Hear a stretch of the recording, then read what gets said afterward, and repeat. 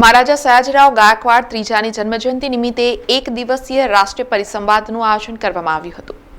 NAAC દ્વારા A+ grade સાથે માન્યતા પ્રાપ્ત મહારાજા સયાજીરાવ યુનિવર્સિટી દ્વારા મહારાજા સયાજીરાવ ગાયકવાડ ત્રીજાની જન્મજયંતિ નિમિત્તે એક દિવસીય રાષ્ટ્રીય પરિસંવાદનું આયોજન કરવામાં આવ્યું હતું। આ પરિસંવાદમાં દેશભરના વિદ્વાનો, અધ્યાપકો અને સંશોધકોએ ભાગ લીધો હતો। મહારાજા સયાજીરાવ ગાયકવાડ ત્રીજા એક પ્રગતિશીલ અને દૂરંદેશી શાસક હતા, જેમણે શિક્ષણ, સાહિત્ય, કલા અને સમાજ સેવામાં મહત્વના પ્રયોગો કર્યા હતા।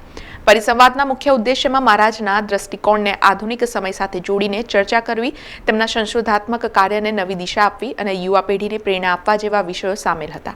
આ પરિસંવાદના વિવિધ સત્રોમાં મહારાજા સયાજીરાવના શાસનકાળ, સામાજિક સુધારા, શિક્ષણ પ્રેમ અને ઔદ્યોગિક વિકાસ પર વિશેષ ચર્ચા કરાઈ હતી અને વિદ્વાનો તેમજ નીતિ નિર્માતાઓએ તેમની વિચારધારા પર પ્રકાશ પાડ્યો હતો। આજે પણ તેમની ધિરાણસભર નીતિઓ અને દ્રષ્ટિકોણ પ્રેરણારૂપ છે। આ પરિસંવાદ દ્વારા મહારાજાના યોગદાનને નવી પેઢી સુધી પહોંચાડવાની એક महत्वपूर्ण पहल કરવામાં આવી છે। हमारे 4 सेशन में 4 सत्रों में विविध रूप से मुख्य वक्ताओं को दिया गया है, लेकिन इतने ज़्यादा हमारे पास विषय और रजिस्ट्रेशन हुए 75, तो उनको हम पैरेलल सेशन में चलाएंगे कि महाराजा की नारी शिक्षा के विषय में क्या विचार थे, बालकों की शिक्षा के विषय में क्या विचार थे, और नगर नगर नहीं गाँव-गाँव में जा कर के पुस्तकालयों को वो कैसे स्टेबल करते थे, बैलगाड़ी में पुस्तकों को ले कर के और 4-4 दिन तक गाँव में पढ़ने पढ़ाने की योजना बनाते थे, उसका भी क्रम है।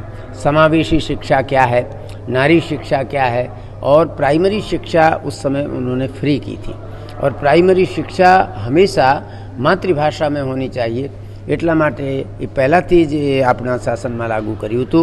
તો આ બધા પોઈન્ટ કેન્દ્ર જે બિંદુઓ છે એ ઉજાગર થાય, લોકોને ખબર પડે કે આજથી 150 વર્ષ પહેલાં પણ આજે તમે નયા એજ્યુકેશન પોલિસી લાયા, એના કરતાં મહારાજા સયાજીરાવ ગાયકવાડના સામ્રાજ્યમાં એ જ શિક્ષા નીતિ પહેલા ક્રિયાન્વિત હતી। ત્યારે આ એક દિવસીય રાષ્ટ્રીય પરિસંવાદમાં મુખ્ય મહેમાન તરીકે રાજમાતા શુભાંગીની દેવી રાજે ગાયકવાડ, સાંસદ ડોક્ટર હેમાંગ જોશી, પૂર્વ સિન્ડિકેટ મેમ્બર, જીગર ઇનામદાર, પ્રોફેસર રામપાલ શુક્લા સહિત મોટી સંખ્યામાં સ્પીકર સાથે વિદ્યાર્થીઓ અને પ્રાધ્યાપકો ઉપસ્થિત રહ્યા હતા।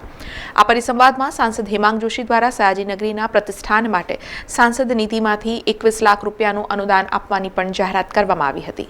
મહારાજા સયાજીરાવજી મહારાજના જન્મ શતાબ્દી મહોત્સવનું અંતર્ગત આજે જે નેશનલ કોન્ફરન્સ રાષ્ટ્રીય પરિસંવાદ જે યોજવામાં આવ્યો, આ પરિસંવાદની અંદર સમગ્ર દેશમાંથી ઘણા બધા એવા ટેલેન્ટ્સ કે જેઓ પોતે પોતાના પેપર પ્રેઝન્ટ કરવાના છે અને એના ઉદ્ઘાટન સત્રમાં આપણા યુનિવર્સિટીના ચાન્સલર મેડમ, આપણા રાજમાતા શુભાંગીની દેવી ગાયકવાડજી અને સમગ્ર જે વક્તાશ્રીઓ છે એમની સાથે મળી અને સંવાદ કરવાનું, આ ઉદ્ઘાટન સત્રમાં ભાગ લેવાનો અવસર પ્રાપ્ત થયો।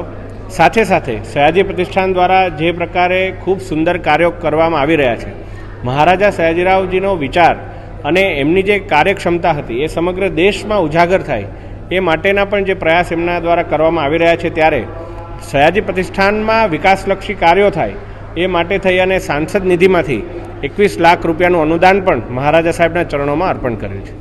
સમાચારોના સતત અપડેટ માટે TNN ન્યૂઝને YouTube પર સબસ્ક્રાઇબ કરી બેલ આઇકોન પ્રેસ કરો અને અમારી સાથે જોડાયેલા રહો Facebook, Instagram અને Twitter ઉપર।